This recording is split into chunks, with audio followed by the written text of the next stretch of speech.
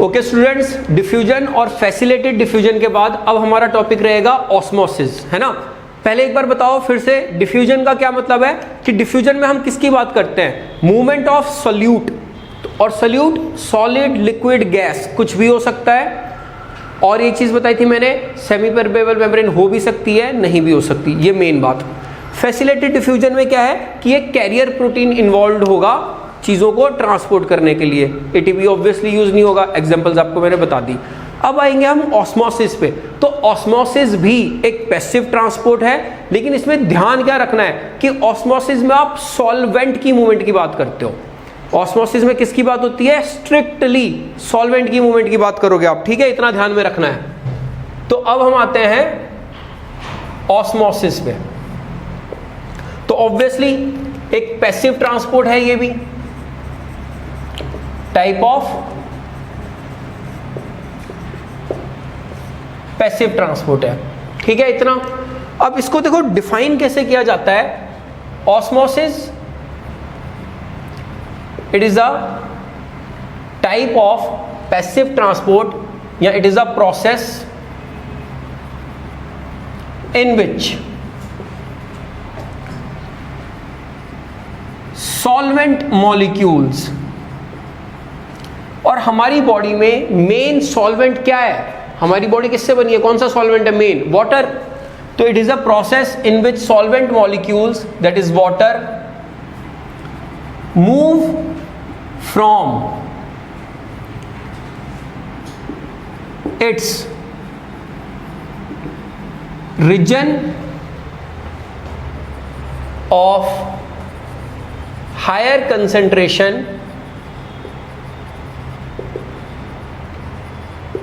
to its region of lower concentration across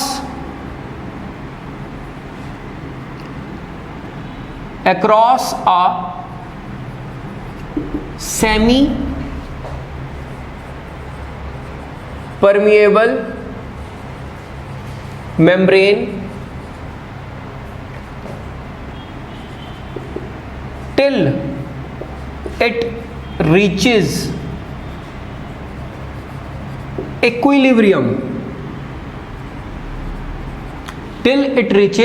equilibrium, and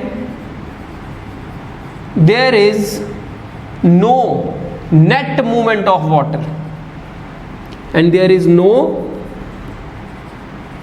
net movement of water। देखो बहुत लंबी सी definition लग रही है, लेकिन इतना कुछ है नहीं इसमें, ध्यान से समझो। पहली बात, it is a type of passive transport, it is a type of passive transport in which solvent molecules, osmosis में मैंने आपको बताया स्ट्रिक्टली वाटर की मूवमेंट की बात करेंगे हम, in which solvent molecules move from its region of, ये इट्स वर्ड बहुत इंपॉर्टेंट है, याद रखना।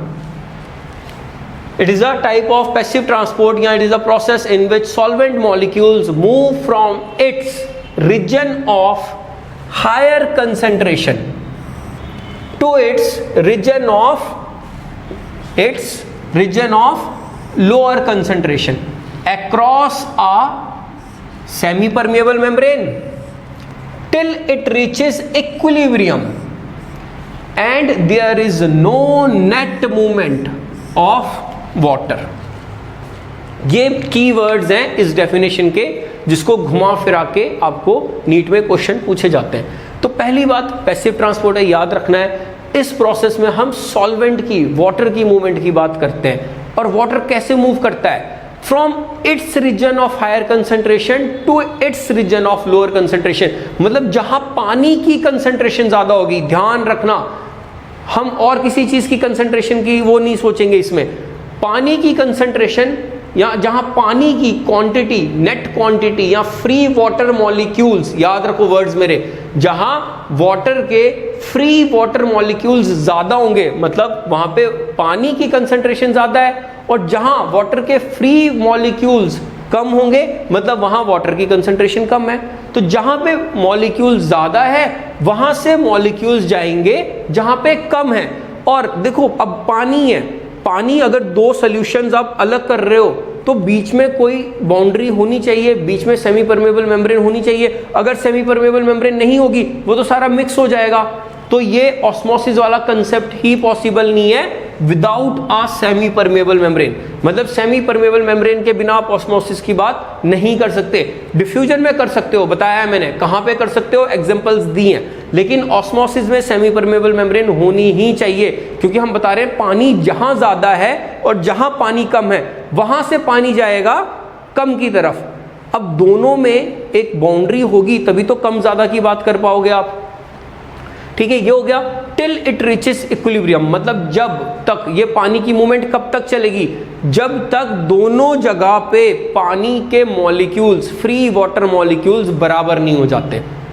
कौन से मॉलिक्यूल्स? Free water molecules. ठीक है, और जब एक बार बराबर हो जाएंगे उसके बाद कोई नेट मूवमेंट नहीं होगी। मैंने ये नहीं बोला कि पानी की कोई मूवमेंट नहीं होगी, पानी की नेट मूवमेंट नहीं होगी। ये नेट का मतलब भी अभी मैं आपको समझाऊंगा, ठीक है, और ज्यादा अच्छे से। देखो इस डेफिनेशन को समझने के लिए हम एक छोटी सी डायग्राम बनाते हैं, यहां पे बना देते हैं।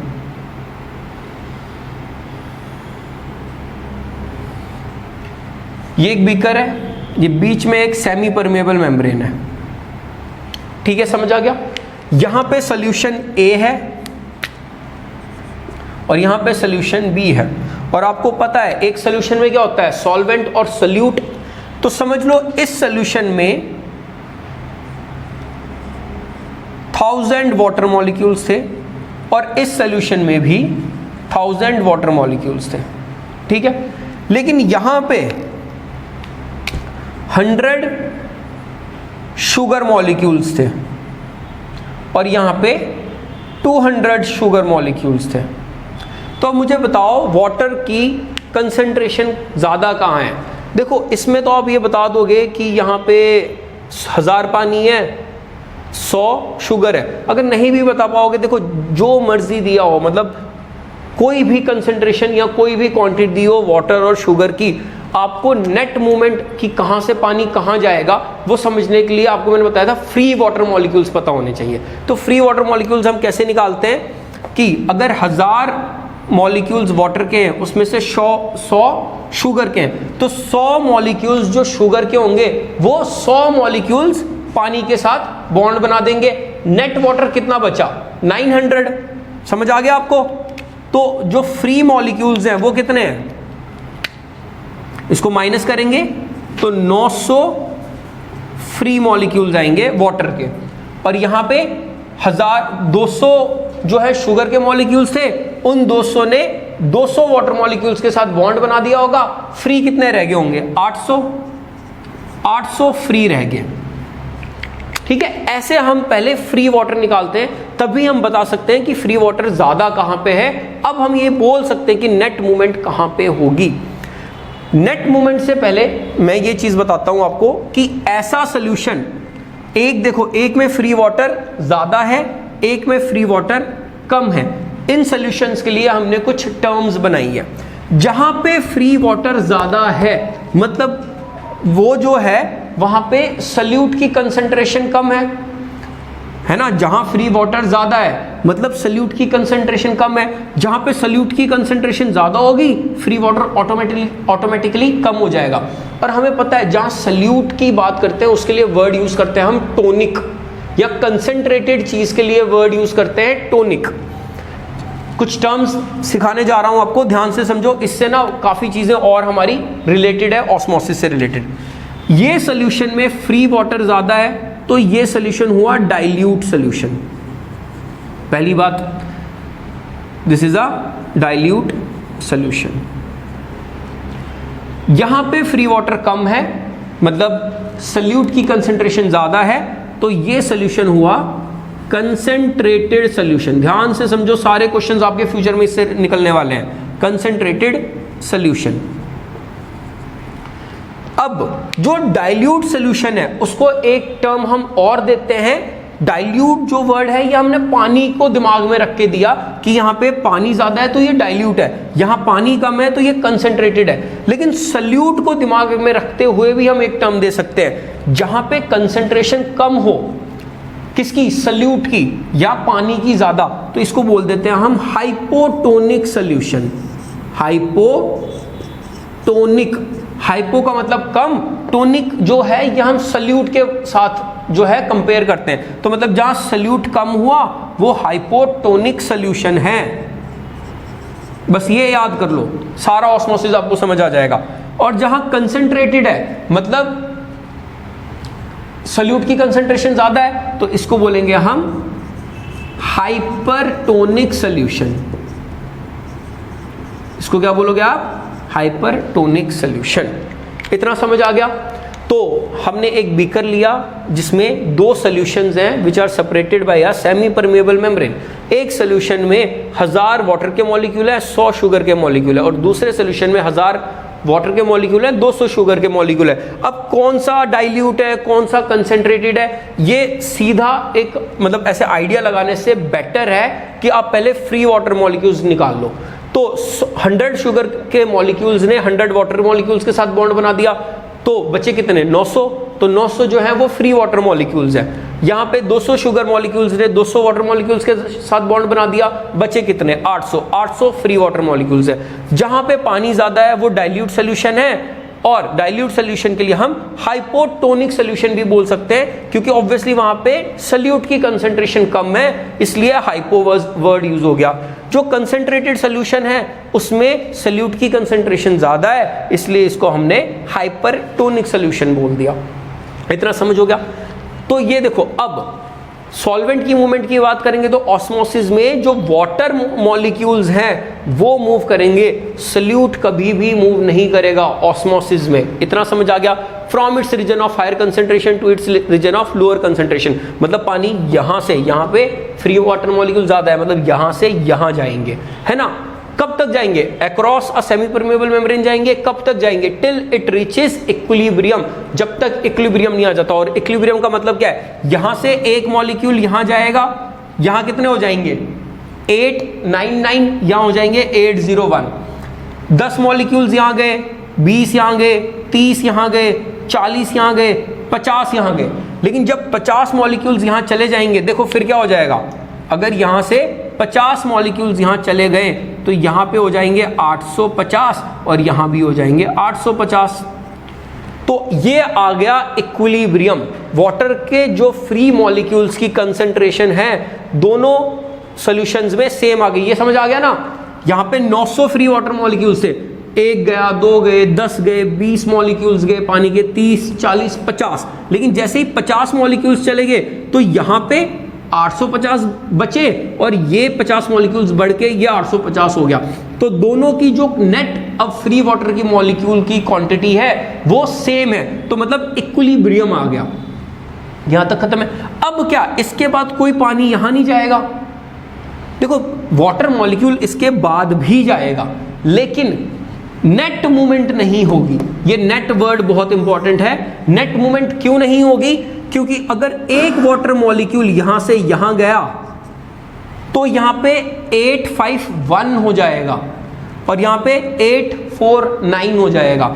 इसीलिए एक वाटर मॉलिक्यूल वापस यहां से यहां आएगा ताकि दोनों की कंसेंट्रेशन सेम रहे। तो मूवमेंट होती है, कोई नेट मूवमेंट नहीं होती। ठीक है, वाटर मॉलिक्यूल्स की movement obviously semi permeable membrane के अक्रॉस आप कैसे रोक पाओगे, मूवमेंट होती रहेगी। लेकिन अगर यहां से यहां जा रहा है तो यहां से यहां भी आ जाएगा आफ्टर इक्विलिब्रियम। इक्विलिब्रियम तक तो, जब तक इक्विलिब्रियम नहीं आता तब तक तो एक ही डायरेक्शन में फ्लो होगा, क्योंकि यहां पे फ्री वाटर कम है, यहां पे ज्यादा है। ठीक है, समझ आ गया। ये अच्छे से समझ आनी चाहिए ये चीज। अब देखो इस कंसेप्ट के अकॉर्डिंग हमारी ऑस्मोसिस की एक और डेफिनेशन बनती है। वो क्या है, osmosis is a process in which solvent molecules move, in which, ये पूरी डेफिनेशन लिखना आप। It is a type of passive transport in which solvent molecules, that is water, move from dilute solution या hypotonic solution, hypotonic solution to concentrated solution.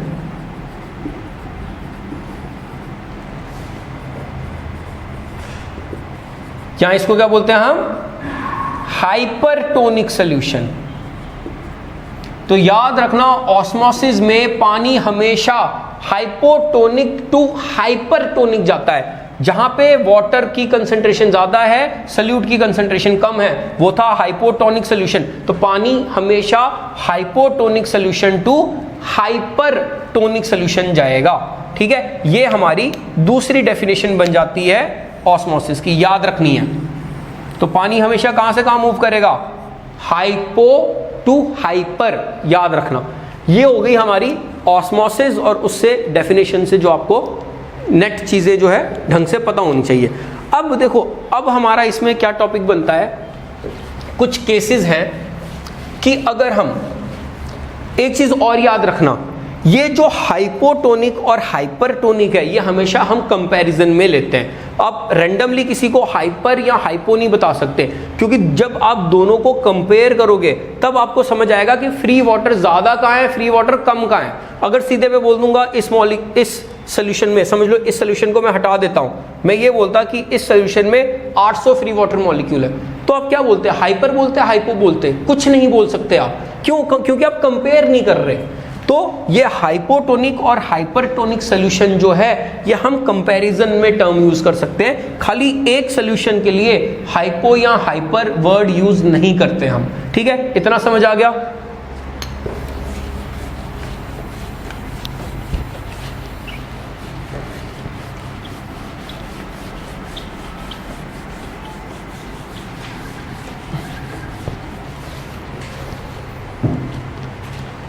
अब जो next है, यहां हम कुछ केसेस पढ़ते हैं। केसेस क्या? पहला, if we place a animal cell, number 1,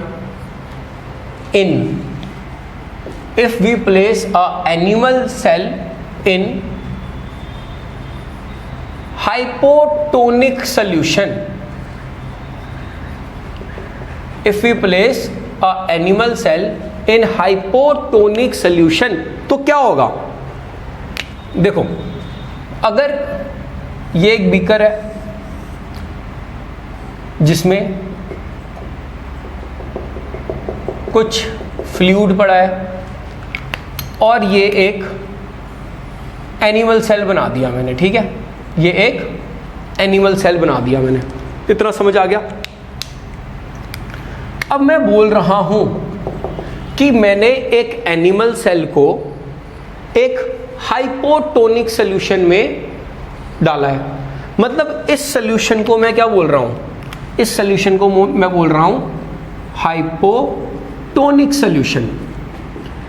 अगर मैंने इस सॉल्यूशन को हाइपोटोनिक बोला है, मतलब मैं एनिमल सेल के अंदर के प्रोटोप्लाज्म को, फ्लूइड को क्या मान रहा हूं? हाइपरटोनिक।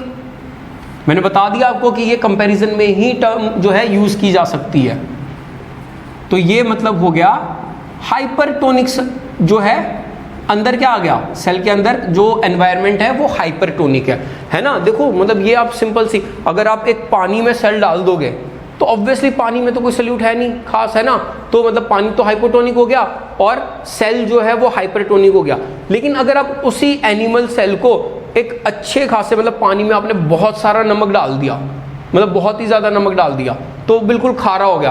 अब उसमें एनिमल सेल डालो तो मतलब अब जो बाहर का सोल्यूशन है वो तो हाइपरटोनिक हो गया। तो ऑब्वियसली एनिमल सेल जो है वो हाइपरटोनिक भी उसको हम बोल सकते हैं, हाइपोटोनिक भी बोल सकते हैं। कैसे?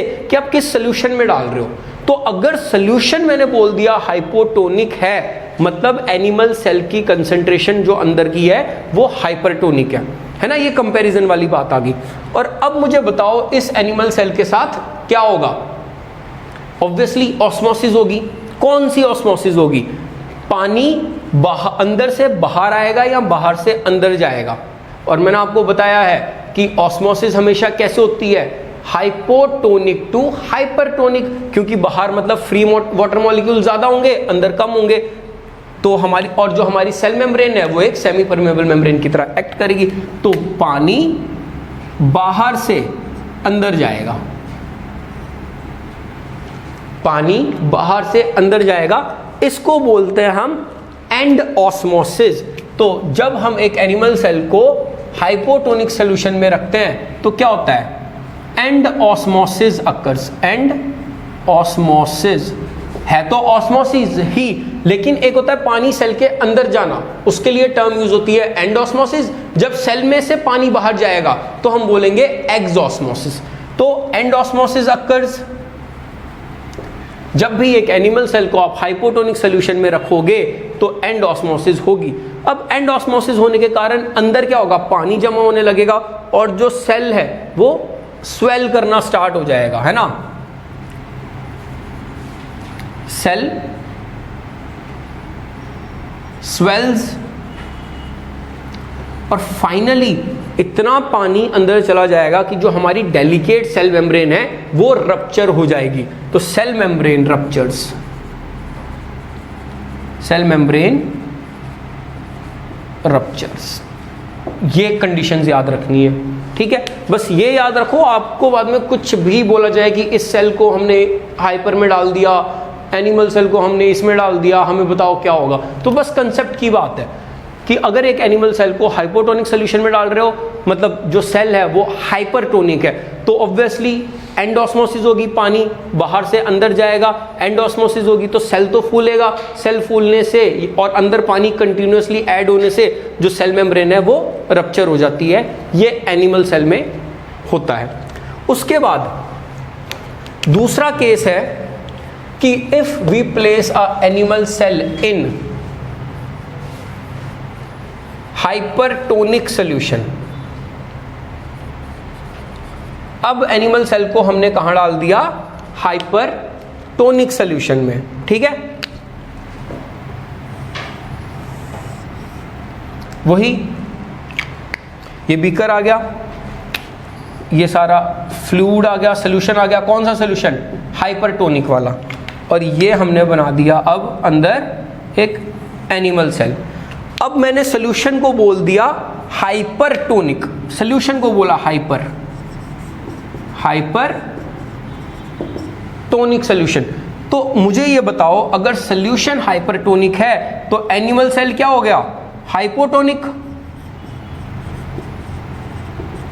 अब पानी अंदर से बाहर जाएगा या बाहर से अंदर आएगा, ऑब्वियसली हाइपो से हाइपर जाएगा, तो पानी अंदर से अब बाहर आएगा। इसको बोलते हैं हम एक्सऑस्मोसिस अकर्स।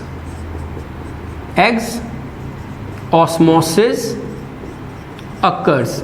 जब पानी अंदर आता है उसके लिए टर्म है एंड ऑस्मोसिस, जब पानी बाहर जाता है उसके लिए टर्म है एक्सऑस्मोसिस अकर। अब देखो एनिमल सेल जो है, अब एक्सऑस्मोसिस उसकी हो रही है, अंदर से पानी बाहर जा रहा है, तो सेल क्या होगा, सेल श्रिंक हो जाएगा।